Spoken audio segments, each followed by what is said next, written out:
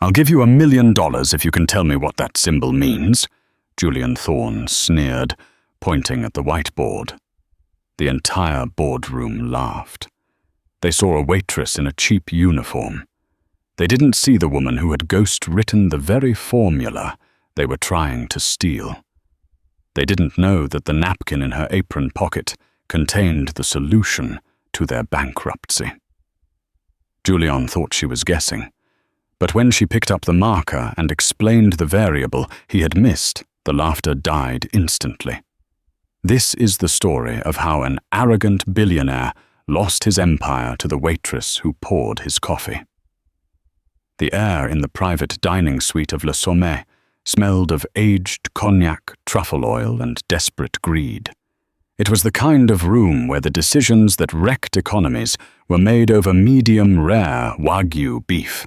Julian Thorne sat at the head of the mahogany table, his tie loosened, his face flushed with the arrogance of a man who had never been told no without firing the person who said it. Julian was the CEO of Thorne Vanguard Capital, a hedge fund that was currently teetering on the edge of a catastrophic collapse, though he would never admit it to the investors sitting around him. "The algorithm is flawless," Julian lied, tapping the glass screen of the presentation monitor.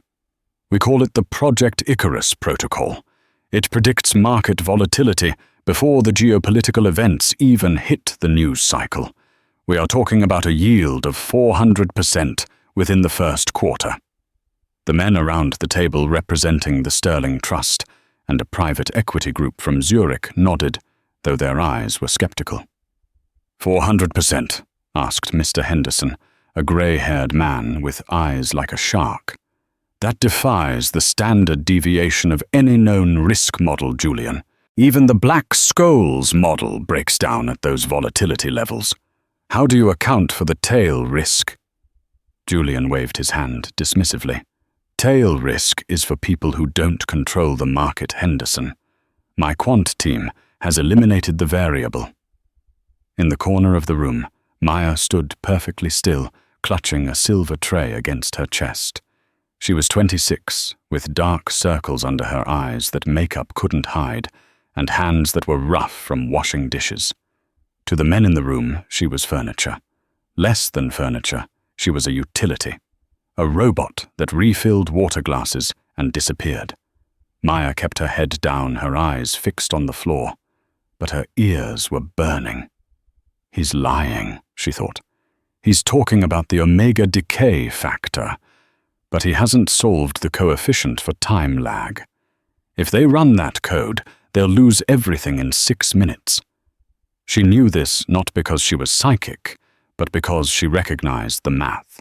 It wasn't just similar to the work she had done 4 years ago at MIT before her life fell apart. It was her work, or rather, a bastardized, broken version of it. "More wine," Julian snapped, snapping his fingers without looking at her. Maya moved instantly. "Yes, sir." As she poured the vintage Cabernet into Julian's glass, she caught a glimpse of the tablet lying on the table. It displayed a complex string of stochastic calculus equations. Her heart hammered against her ribs. There it was, equation 4.2. He was missing the k-value. The integral was open. "Careful," Julian barked. Maya had poured the wine perfectly, but Julian had jerked his arm, causing a single drop to splash onto the white tablecloth. "God, are you blind?" Julian hissed, wiping the table with his napkin. "Look at this. A $3,000 bottle of wine, and you're spilling it like it's tap water." "I apologize, sir," Maya said, her voice low and steady. "I'll fetch a fresh cloth." "You do that," Julian sneered, looking at Henderson. "Hard to find good help these days. Everyone wants a handout. Nobody wants to learn the details." The irony was so sharp it almost cut Maya's skin. She turned to walk toward the service station, her hands trembling. She needed this job. Her mother's dialysis treatments were costing $3,000 a month out of pocket. She couldn't afford to lose her temper. But as she reached the door, she heard Henderson speak again.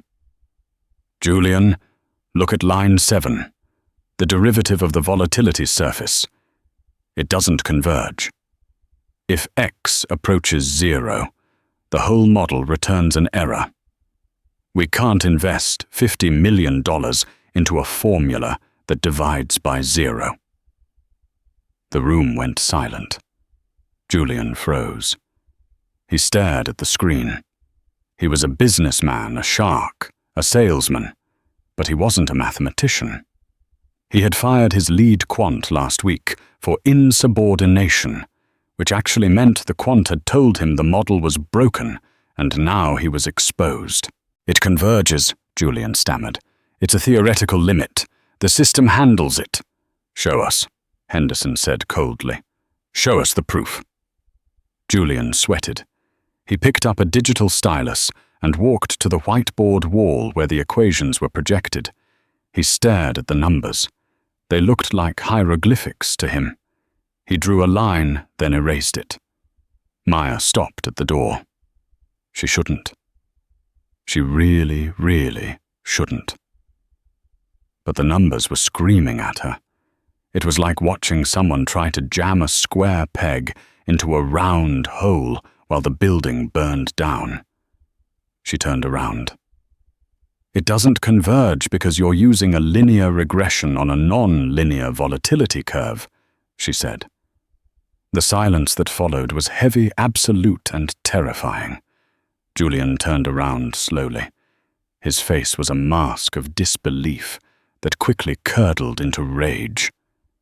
"Excuse me," he said, his voice dropping to a dangerous whisper. "Did the help just speak?"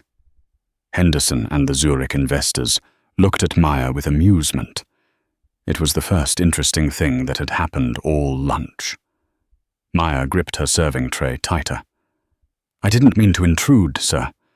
But the gentleman is right. Line 7 will crash your system. You're treating the volatility as a constant, but in that specific equation, it functions as a stochastic variable. You need to apply Ito's lemma to expand the function, or the derivative is undefined." Julian stared at her. His mouth opened slightly, then closed. He laughed. It was a loud, barking sound that lacked any humor. "Ito's lemma," Julian mocked, turning to his investors. "Did you hear that the waitress has been reading Wikipedia?" He walked toward her, towering over her small frame. "Tell me, darling, which community college did you drop out of? Or did you just hear that word in a movie? It's not a movie, sir." Maya said, her fear replaced by a cold, hard resolve. "It's basic stochastic calculus. If you run that model as it is, you will trigger a margin call within 12 milliseconds of the market opening." Julian's face turned red. "You are a waitress. Your job is to ensure my glass is full and my table is clean. It is not to give financial advice to the most powerful men in New York. Get out. You're fired." "Wait," Henderson said. The shark-eyed investor raised a hand. "Let her finish." "Henderson, are you joking?" Julian snapped. "She's a nobody." "She knows what Ito's lemma is," Henderson said, leaning back in his chair. "Which is more than you seem to know right now, Julian. You've been staring at that whiteboard for few minutes without writing a single number." Henderson looked at Maya. "You say it crashes in 12 milliseconds. Why?" Maya stepped forward. She placed her tray on a side table. "May I?" she asked, gesturing to the whiteboard. "By all means." Henderson smiled. "This is ridiculous," Julian spat. "I'm going to have the manager throw you out." "Let her write Julian," the investor from Zurich said softly. "Unless you have the solution ready." Julian crossed his arms, seething. "Fine, go ahead. Entertain us. But when you're done scribbling nonsense, I'm making sure you never work in this city again." Maya walked to the board. She picked up the black marker. It felt familiar in her hand, heavy like a weapon. She didn't hesitate. She didn't pause to think. The math was already alive in her head. She drew a line through Julian's clumsy equation. ds t eq us t d2 plus ss t dw t. This is your base asset price movement, she said, her voice gaining strength. She wrote quickly, the squeak of the marker the only sound in the room. But you're assuming volatility is constant. It's not. In a high-frequency environment, volatility clusters. She slashed a new equation below it, introducing a new variable. Tardant isomuteo usitintuoti usanisan kau. Nt ta sat kant plus xan t dbt. This is the Heston model for stochastic volatility, she explained, not looking back at them. You have to correlate the two Brownian motions Wt and Bt. Let's assume a correlation of R. She began to solve the differential equation that Julian had been staring at. She moved with a speed that was almost frightening. Lines of algebra filled the white space. She integrated by parts. She applied the boundary conditions. Julian's smirk began to fade. He squinted at the board. He didn't understand the math, but he understood the structure. It looked professional. It looked right. You missed the correlation coefficient, Maya said, circling a symbol at the bottom of the board. Without this, your risk assessment is blind. You're not hedging against loss. You're amplifying it. She capped the marker and turned around. That's why line 7 doesn't converge. You were trying to calculate the slope of a cliff using a ruler. The room was dead silent. Henderson stood up slowly. He walked to the board, put on his reading glasses, and traced the lines of math Maya had written. He looked at the final result. My God, Henderson whispered. She's right. The rho factor. It cancels out the tail risk. He turned to Julian. She just fixed your $50 million algorithm in 3 minutes. Julian felt the blood drain from his face. He looked at Maya, really looked at her for the first time. He didn't see a waitress anymore. He saw a threat. Who are you? Julian demanded. You're not a waitress. Who sent you?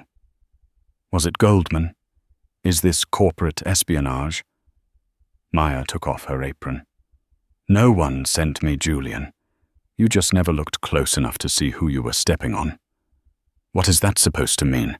It means, Maya said, that formula you're trying to sell, the Project Icarus protocol, you didn't write it, and neither did your team. Julian's eyes widened. Careful, he warned. That's a serious accusation. It's not an accusation, Maya said. It's a citation.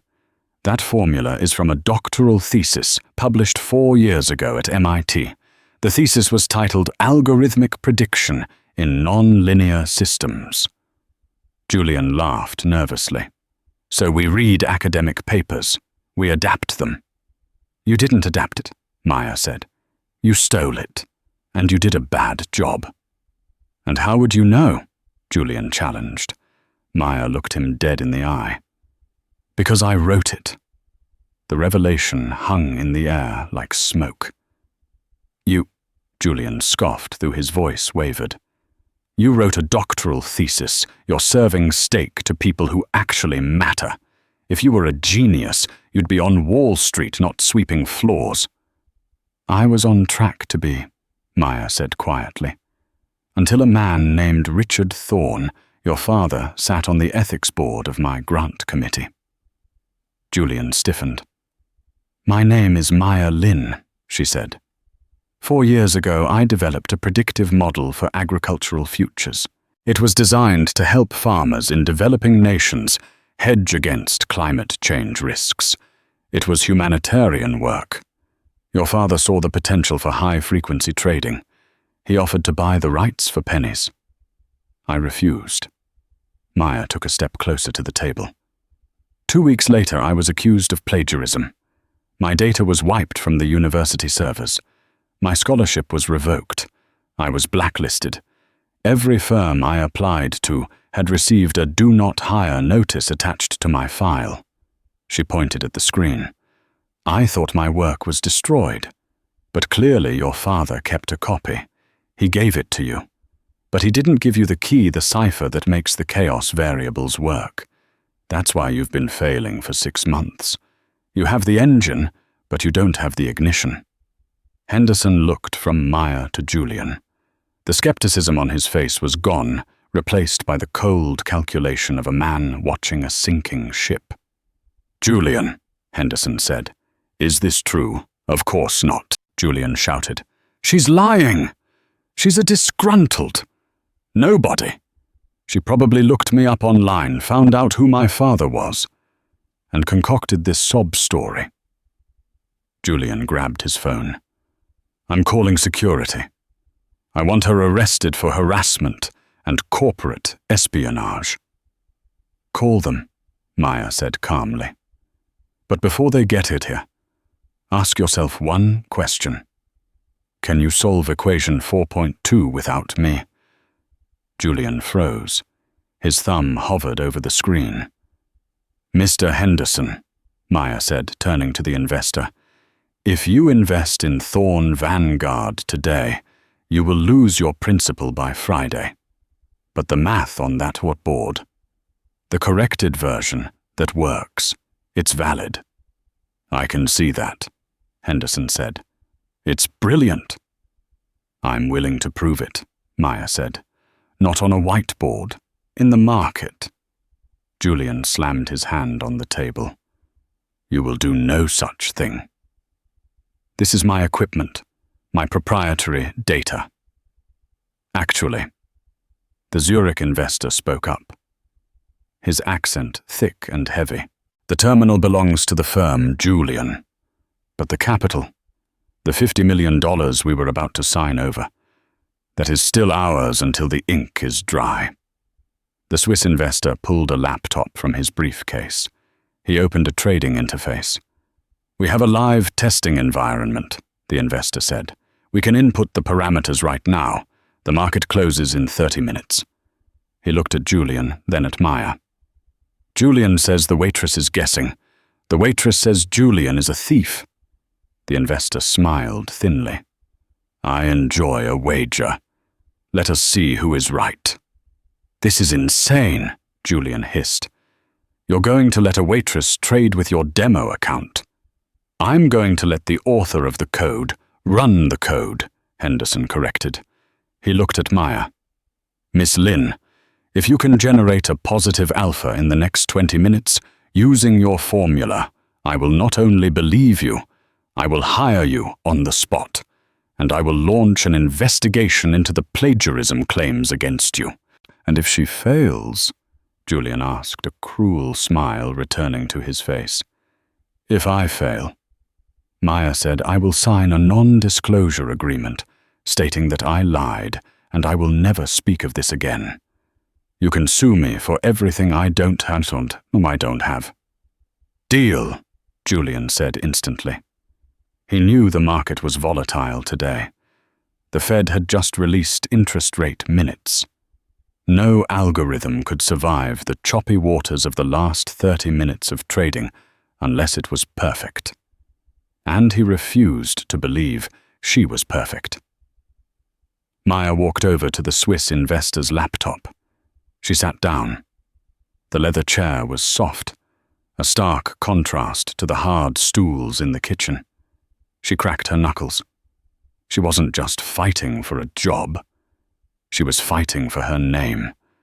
She was fighting for the 4 years of her life that the Thorn family had stolen. She opened the terminal. She pulled up the command line. Her fingers flew across the keyboard. She didn't use the mouse. She coded the volatility patch directly into the execution script.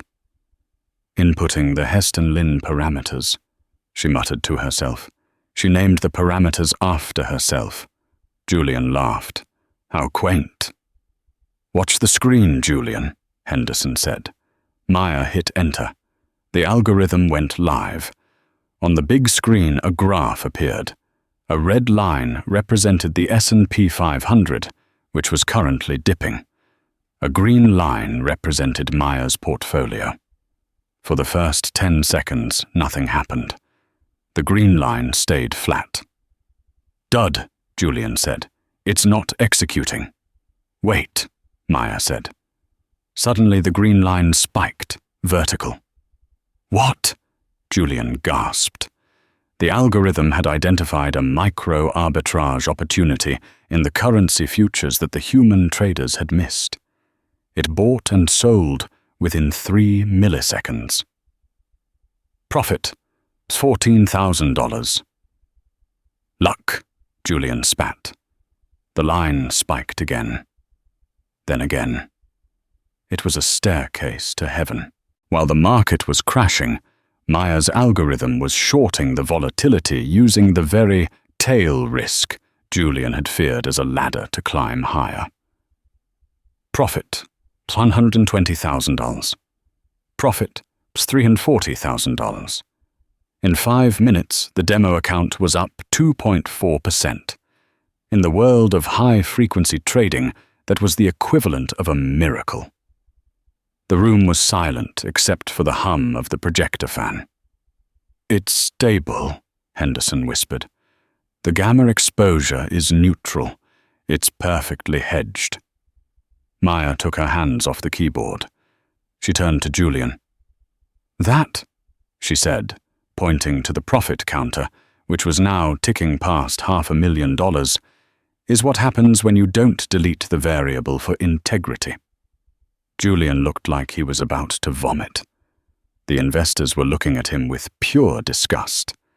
He knew in that moment that the deal was dead. But he was a thorn. He didn't lose. Not to the help.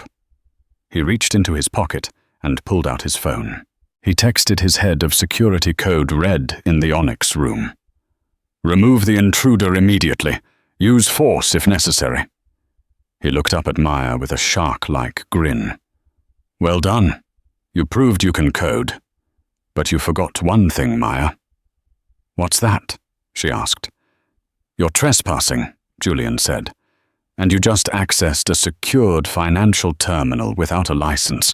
That's a federal crime." The doors to the private suite burst open.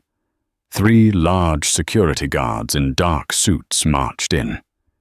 "Get her out," Julian commanded, pointing at Maya, "and confiscate that laptop as evidence." The guards lunged for her. The transition from professional triumph to physical violation was instantaneous. One moment, Maya was the architect of a financial miracle. The next, heavy hands were clamping onto her biceps, dragging her away from the glow of the laptop screen. "Get your hands off me!" Maya cried out, struggling instinctively.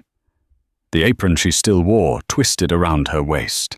"Easy, sweetheart." The lead guard grunted, his grip tightening to a painful bruise. "Mr. Thorne said remove the intruder. You're trespassing." Henderson stood up his chair, scraping loudly against the marble floor. "Julian, this is unnecessary. Call them off. We can resolve this like civilized people." Julian stepped between Henderson and the guards, a smug wall of expensive Italian wool. He picked up his wine glass, swirling the dark liquid. "But we aren't dealing with civilized people, Henderson. We're dealing with a thief, a disgruntled former employee who broke into a private meeting. You heard her admit to accessing the terminal without authorization. That's a felony under the Computer Fraud and Abuse Act." He took a slow sip of wine, his eyes gleaming over the rim of the glass at Maya as she was wrestled toward the exit. "You wanted drama, Henderson. You got it. But the show's over. The grown-ups have business to conclude." Maya stopped struggling.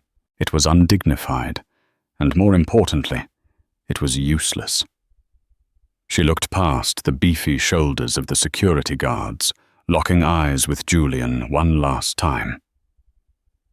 "You didn't win, Julian," she said, her voice terrifyingly calm amidst the chaos. You just hit the pause button. The math doesn't lie.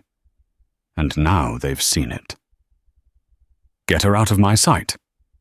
Julian snarled, his composure cracking for just a second. As the doors of the private suite swung shut behind her, cutting off the scent of truffle oil and money, Maya was plunged back into the harsh reality of her existence. She was marched through the main dining room of Le Sommet. Diners in pearls and bespoke suits paused forks, hovering halfway to their mouths to gawk at the spectacle. The waitress, the help being hauled away like common trash. Her manager was waiting by the kitchen doors, his face purple with apoplectic rage. You're fired, Lynn, obviously. Don't even think about asking for your last check. It's going to cover the damages to Mr. Thorne's reputation. They didn't take her out the front door. They dragged her through the steaming, chaotic kitchen, past the line cooks who averted their eyes past the dishwashers, spraying scalding water onto plates. They threw her out the back delivery entrance into the grimy alleyway filled with overflowing dumpsters. The cool evening air hit her sweaty face. The lead guard shoved her forward and she stumbled, skinning the palms of her hands on the rough asphalt. Stay down and stay gone, the guard spat. If Mr. Thorne sees your face near this building again, we won't be nice next time. The heavy steel door slammed shut with a sound of finality. Maya knelt on the dirty pavement, staring at her bleeding palms. The adrenaline crashed, replaced by a crushing wave of despair. She wasn't just back to square one. She was negative. Fired. Blacklisted even further. And Julian was right. She had technically broken the law by touching that computer. Her phone buzzed in her pocket. It was a text from her mother's caretaker, Maya the pharmacy called. The co-pay for the new kidney medication has gone up. We need $800 by Friday, or they won't fill it. Maya closed her eyes and let out a ragged breath that turned into a sob. The brilliant equations, the soaring green lines on the graph, the look of awe on Henderson's face, it all felt like a hallucination now. The reality was the smell of rotting garbage in an alley and an empty bank account.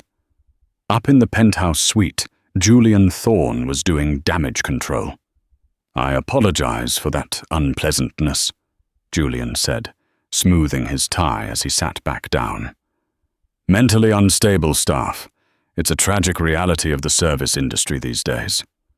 He pushed the contract toward Henderson. Now shall we finalize the transfer $50 million? The Project Icarus protocol is ready to launch. Henderson looked at the contract. Then he looked at the blank whiteboard where Maya's elegant equations had been. Then he looked at the Zurich investor, who was silently closing his laptop. The girl, Henderson said slowly. Her name was Maya Lin. I remember that name now. The MIT scandal 4 years ago. Old news. Julian waved a hand. She's a fraud. My father exposed her. Your father, Henderson murmured. He remembered Richard Thorne, a man so ruthless he would foreclose on an orphanage if the paperwork was a day late. Julian, if that girl is a fraud, how did she generate a 2.4% return in 5 minutes, using a volatility model you couldn't even define? It was a fluke, a lucky guess in a chaotic market. Julian insisted, his voice rising. The Zurich investor spoke up without looking up from his briefcase. I do not believe in luck, Mr. Thorne, and I do not invest $50 million on guesses. The demonstration we just witnessed, it changed the parameters of the agreement. What are you saying? Julian demanded. Henderson stood up. He didn't pick up the pen. I'm saying the deal is off, Julian. At least this version of it. I'm not buying your algorithm. I want the one that was on that laptop. Julian turned pale. But that is my algorithm. She just tweaked it. Then you won't mind if we delay signing for 24 hours while my team runs a full diligence check on the code architecture to establish authorship, Henderson said coldly. Julian felt the room spin. A diligence check. They would find the patches. They would find the holes he tried to plug. They would see that the core engine was written 4 years ago, long before his team supposedly built it. "That's outrageous," Julian sputtered. "I have other investors lined up. If you walk out that door, the opportunity is gone." Henderson smiled, the shark scenting blood in the water. "No, you don't, Julian. I know for a fact you're leveraged to the hilt. The Sterling Trust is the only lifeline you have left. Without our 50 million by Friday, Thorn Vanguard is insolvent." Henderson buttoned his jacket. "You have until tomorrow morning at 9:30 a.m. to prove to me that you own that code. If not, I'm taking my capital elsewhere." Henderson and the Swiss group walked out. Julian was left alone in the silent boardroom, the smell of cold Wagyu beef sickening him. He stared at the contract unsigned. He grabbed his phone and dialed a number. "It's Julian. We have a problem. The waitress. She knows too much. No, I don't want her hurt. I want her buried. Dig up everything. Any unpaid parking ticket, any overdue library book. I want her discredited so thoroughly that even her own mother wouldn't believe her." He hung up and stared out the window at the city lights below. He was Julian Thorn. He owned this city. A waitress with a piece of chalk wasn't going to take it away from him. Maya didn't go home. She couldn't face her mother yet. She walked for hours, the pain in her scraped palms a grounding throb against the numbness in her mind.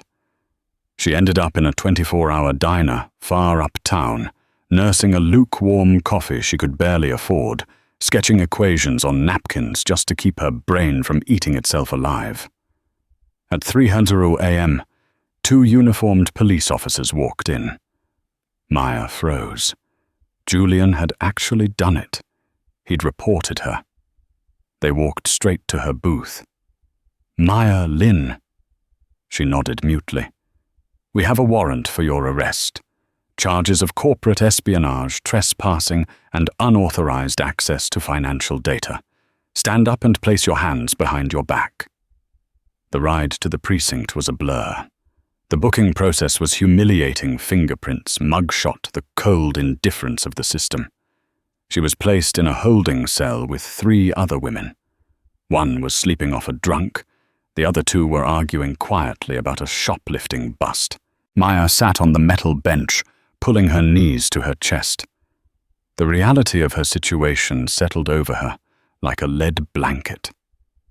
This wasn't just losing a job anymore. This was prison. Julian has the money, the lawyers, the connections.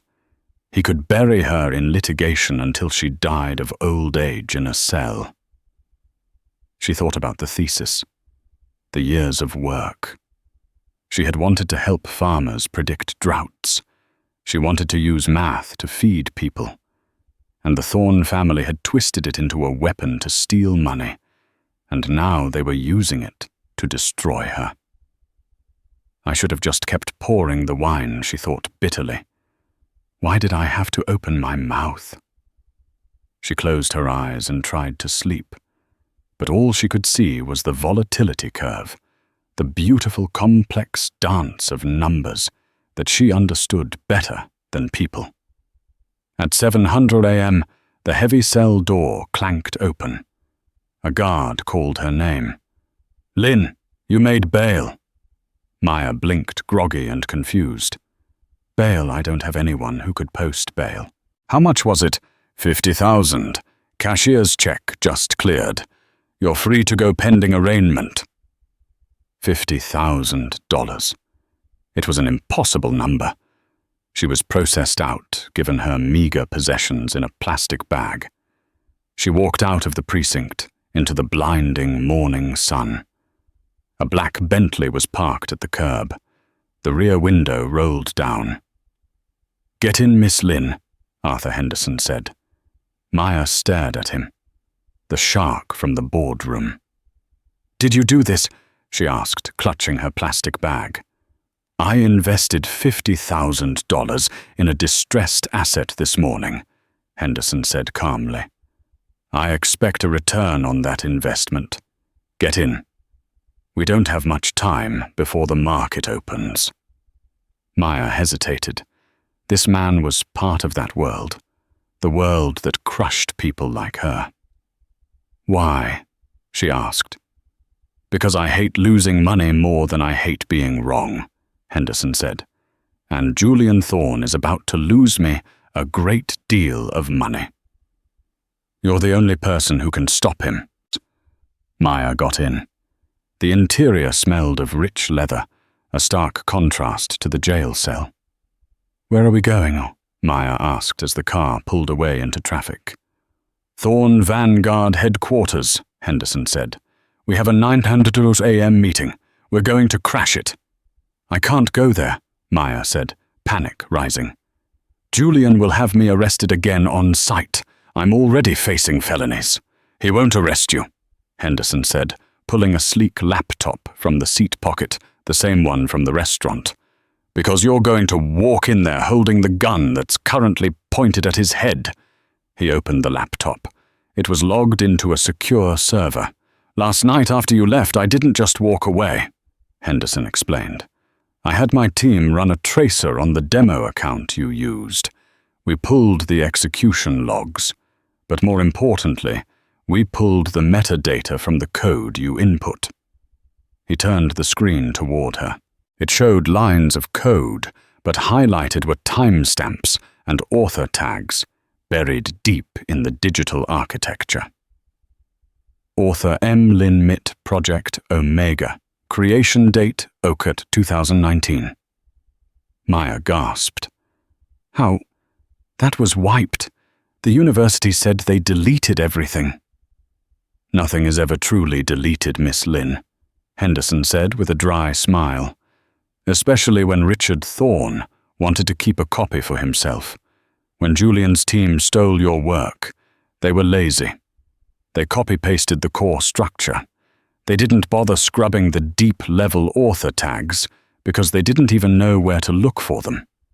They aren't mathematicians. They're thieves." Henderson closed the laptop. "This proves everything. It proves the Icarus Protocol is yours. It proves Julian lied to his shareholders, which is securities fraud on a massive scale." He looked at Maya, his eyes hard and serious. "Here is the deal. I can give this to the SEC. Julian goes to prison, but that takes years, and you still face the charges he filed last night. It gets messy." "Or," Maya asked, "or we walk into his boardroom in 20 minutes. You present this data to him and his remaining investors. You demand he drop all charges against you, publicly admit the theft, and step down as CEO. In exchange, we don't send him to federal prison today. We just let him go bankrupt quietly." "Why would you help me do that?" Maya asked. "You're one of them." "I'm not one of them," Henderson corrected. "I'm a capitalist. Julian is bad for capitalism. He cheats, and worse, he's incompetent at it. You, Miss Lynn, are the real thing. I want to invest in the real thing." He leaned in closer. "But make no mistake.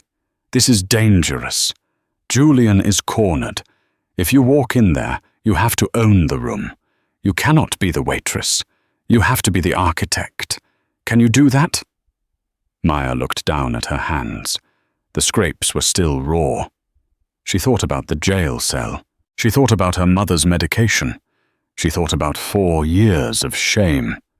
She looked up at Henderson, and the fire that had burned in the restaurant was back hotter this time. "Let's go take him down," she said. The boardroom at Thorne Vanguard Capital was 60 floors up, encased in glass, offering a panoramic view of a city that worshipped money. Julian stood at the head of a massive polished stone table. He looked exhausted. His usual perfect hair was slightly askew, and there was a manic energy in his eyes. Seated around the table were the representatives of the Sterling Trust, 3 severe-looking men in dark suits, and the Zurich group who looked impatient. "The delays are purely administrative," Julian was saying, his voice a little too loud. "The diligence check Mr. Henderson requested is underway, but I assure you the Icarus Protocol is proprietary Thorn technology. We are ready to accept your capital injection and begin trading immediately." "We'll wait for Henderson," the lead Sterling investor said, checking his watch. "He controls the largest tranche of the investment. We don't move without him." "Henderson got cold feet," Julian scoffed. "He's aging. He's lost his nerve for real risk. We don't need him." The double doors at the far end of the room swung open. "Actually, Julian," Henderson's voice boomed across the room, "I think you do." Henderson walked in confident and imposing, but all eyes instantly shifted to the person walking beside him. It was Maya. She wasn't wearing a waitress uniform anymore. Henderson had stopped on the way. She wore a sharply tailored navy blazer over a white blouse, dark trousers and heels that clicked with authority on the stone floor. Her hair was pulled back in a severe bun. The transformation was startling. She didn't look like help. She looked like a CEO in waiting. Julian dropped the laser pointer he was holding. It clattered loudly on the floor. "Security!" Julian screamed, slamming his hand on the intercom button on the table. "Get security up here! The trespasser is back! Cancel that!" the lead Sterling investor said sharply. "Let them in, Julian. I want to hear this." "She's a criminal. I had her arrested last night," Julian shouted, losing control. "And I bailed her out this morning," Henderson said calmly, pulling out a chair for Maya at the center of the table directly opposite Julian. Maya sat down. She didn't look at the view. She didn't look at the investors. She locked eyes with Julian. "Hello, Julian," she said. Her voice was steady, devoid of the deference she had been forced to use yesterday. "You have 5 seconds to leave before I have you forcibly removed again," Julian hissed. "Mr. Thorn," the Zurich investor said, his tone icy. "Shut up and sit down. We are listening to Ms. Lin." Julian looked around the table. He saw the shift. The smell of desperation was on him, and these men hated desperation. He slowly sat down, his hands gripping the arms of his chair until his knuckles turned white. "Thank you," Maya said. She placed Henderson's laptop on the table and connected it to the main projector system. The screen behind Julian flickered to life. It wasn't equations this time. It was code. Raw, dense lines of programming language. "Yesterday, you were told that the Icarus Protocol was a breakthrough developed by Julian's quantitative team," Maya began addressing the investors. "You were told it could predict market volatility with unprecedented accuracy. That part is true." She hit a key. The screen zoomed in on a specific block of code. "What is not true is who built it." "This is nonsense," Julian interrupted, sweating profusely. "It's just lines of code. It proves nothing." "It proves everything when you look at the metadata," Maya said. She executed a command on the laptop. The screen highlighted the hidden author tags that Henderson had shown her in the car. Author M. Lin Mit Project Omega, 2019. A murmur went around the table. The Sterling investors leaned forward, squinting at the screen. 4 years ago. Maya continued, her voice gaining strength. "I wrote this code as part of a doctoral thesis to model agricultural risks in developing nations. Julian's father, Richard Thorn, used his influence to have me expelled and blacklisted so he could steal it. He gave it to Julian." She stood up and walked slowly toward Julian. But they didn't understand it. They spent 4 years trying to hack it to work for high-frequency trading, and they failed because they missed the key variable. The variable I added yesterday in the restaurant. The Heston-Lynn correlation. She stopped right in front of him. Julian looked up at her, his eyes wide with terror. He looked small.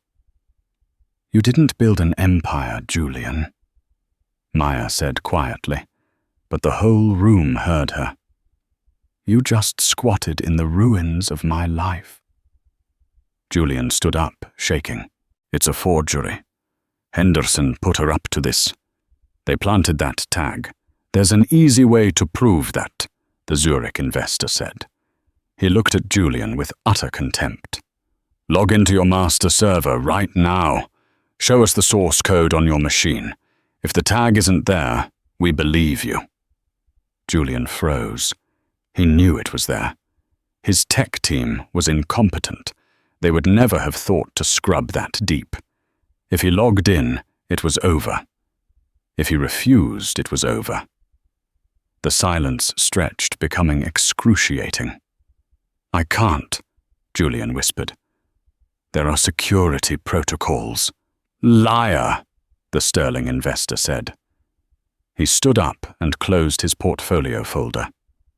"Gentlemen, the Sterling Trust is withdrawing its offer immediately. We do not do business with frauds." "Wait, please," Julian begged, reaching out. "We can fix this. It still works. We'll make billions." "Not with you," the investor said. He turned to Henderson. "Arthur, good catch. You saved us a fortune." The room emptied rapidly. The investors filed out, none of them making eye contact with Julian. Only Maya Henderson and Julian remained. Julian collapsed into his chair. He looked at Maya defeated, broken and utterly bewildered by how quickly his world had dissolved. "What do you want?" he mumbled. Maya placed a document on the table in front of him. It was a legal agreement Henderson's lawyers had drawn up in the car. "3 things," Maya said. 1, you will immediately and publicly drop all criminal charges against me. 2, you will sign a confession admitting to the theft of my intellectual property and the subsequent defamation of my character. Julian stared at the paper. "And the 3rd?" Maya leaned in close. "Get out of my chair." The collapse of Thorn Vanguard Capital was not a quiet event. It was a demolition. It began the moment the Sterling Trust withdrew their offer, triggering a domino effect that rippled through Wall Street. Without the liquidity injection, the margin calls Julian had been ignoring for weeks finally detonated. 3 days after the confrontation in the boardroom, Julian Thorn stood in that same office, holding a cardboard box.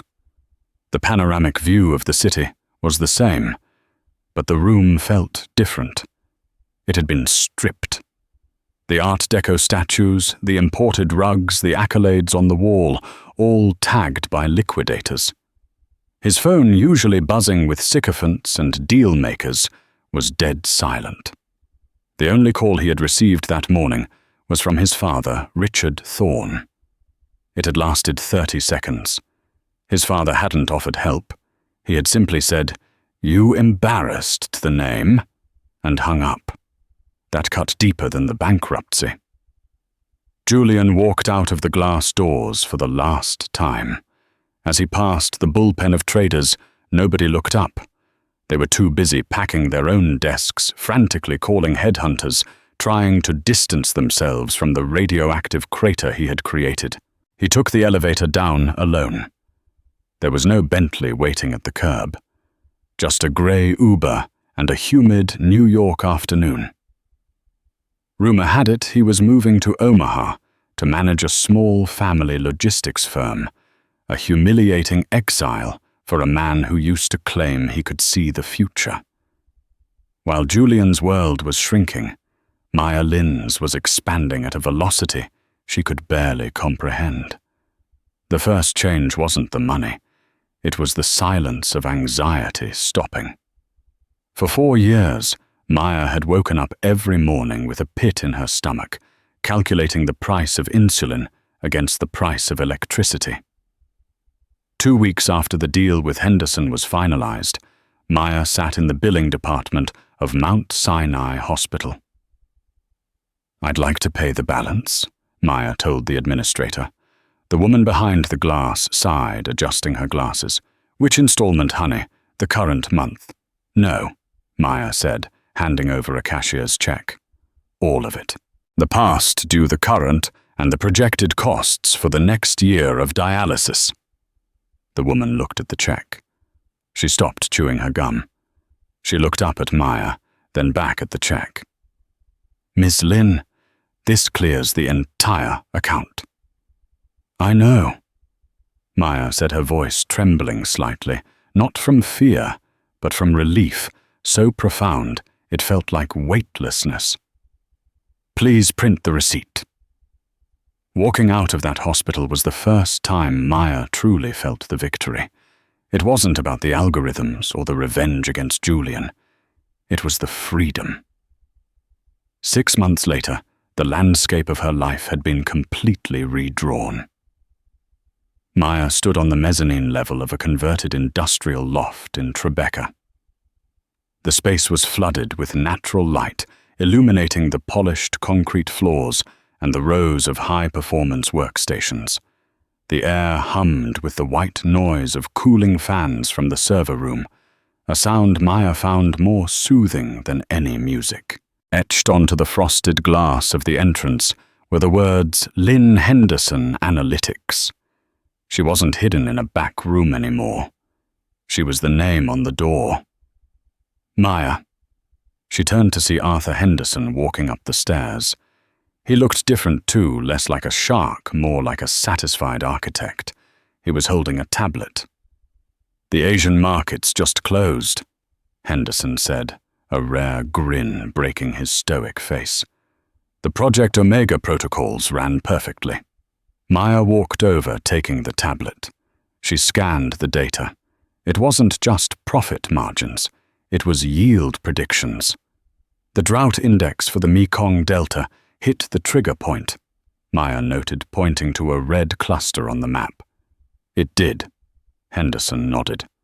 "And because your code predicted it 3 weeks faster than the standard meteorological models, the UN relief agencies hedged their grain purchases yesterday.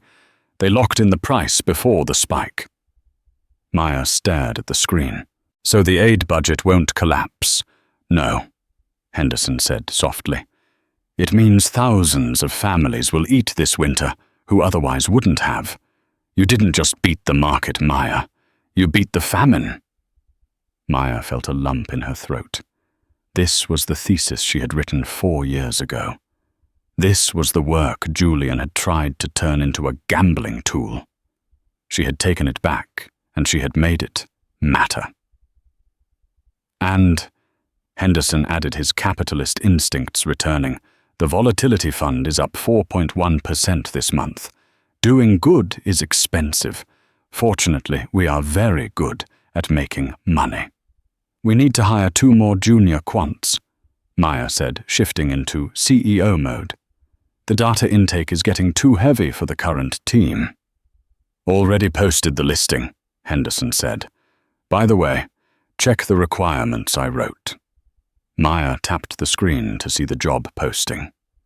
Under qualifications Henderson had written in bold degrees from Ivy League schools are optional. Ability to solve non-linear problems under pressure is mandatory. We do not care where you come from. We care about what you can do. Maya smiled. "Perfect. Now," Henderson checked his watch. "Grab your coat. We have a meeting." "I thought we cleared the schedule." "This isn't business," Henderson said, buttoning his jacket. "It's a celebration, and I made a very specific reservation." 20 minutes later, a town car pulled up in front of Le Sommet. Maya froze on the sidewalk. She hadn't been back here since the night she was dragged out through the kitchen. The golden awning looked the same. The valet stand was the same. The smell of expensive roasted garlic and exhaust fumes triggered a phantom memory of adrenaline and shame. "You don't have to," Henderson said gently. "We can go somewhere else." Maya straightened her blazer. It was silk tailored perfectly to her frame. She touched the pearl earrings she had bought herself last week. "No," Maya said. "I want to." She walked towards him. The entrance, Henderson a step behind her. The heavy oak doors were opened by the doorman who bowed his head. Inside, the restaurant was bustling with the lunch rush of New York's elite. As Maya stepped into the foyer, the maitre d' looked up. It was the same man who had sneered at her when she asked for an advance on her paycheck. The same man who had watched the security guards bruise her arms and done nothing. He froze. He looked at Maya, then at Henderson. His eyes widened in recognition, and his face drained of color. He looked down at his reservation book, his hands shaking slightly. "Ms. Lin," he stammered. "Mr. Henderson, welcome back." "We have the corner table," Henderson said coolly. "The quiet one." "Of course, immediately. Right this way." The maitre d' led them through the dining room. As they walked, Maya noticed a few heads turn. But they weren't looking at her uniform or snapping their fingers for water. They were looking at her with curiosity and respect. She was the woman who had taken down Thorn Vanguard. She was the new variable in their equation. They reached the private dining suite, the same room where Julian had thrown his napkin at her. The table was set with pristine white linen. Maya sat in the chair at the head of the table, Julian's old seat. It was comfortable. A young waiter looking terrified approached the table with a bottle of wine. He fumbled with the corkscrew, his hands trembling under the gaze of the customers. "I'm so sorry," the waiter whispered, struggling with the foil. "I'm a little new." The maitre d' stepped forward to scold him, but Maya raised a hand. "It's all right," Maya said softly. She looked at the young waiter. He reminded her of herself. Exhausted, anxious, just trying to get through the shift. "Take a breath," Maya told him, smiling. "The trick is to angle the blade away from your thumb. And don't worry about the investors. They're just people who are bad at math." The waiter blinked, then smiled back, his shoulders relaxing. He opened the bottle smoothly and poured a glass for Henderson, then one for Maya. "Thank you," she said. The waiter retreated, and the room grew quiet. Henderson raised his glass. "To the variable of integrity," Henderson toasted. Maya clinked her glass against his. "To the variables we can't control," she corrected, "and the courage to solve the ones we can." She took a sip. The wine was rich, complex, and tasted like victory.